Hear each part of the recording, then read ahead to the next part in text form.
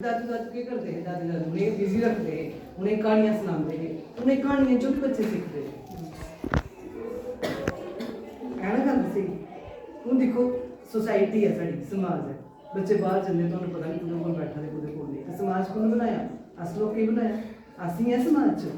कोई इधर ताया होना बैठा, कोई चाचू होना, कोई म्हल्ले वाला होना। बच्चे सामने एक मैं उदाहरण देनी है, 2 मिनट अस बड़े परेशान है जोड़े हो गए।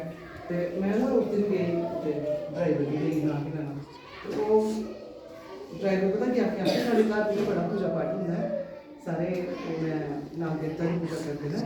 तो बट मैं नहीं करता वो फांडे फूंडे ड्राइवर है, तो मैं इंजॉय इंजॉय मतलब उन्हें ड्रिंक करनी होती है, ठीक है।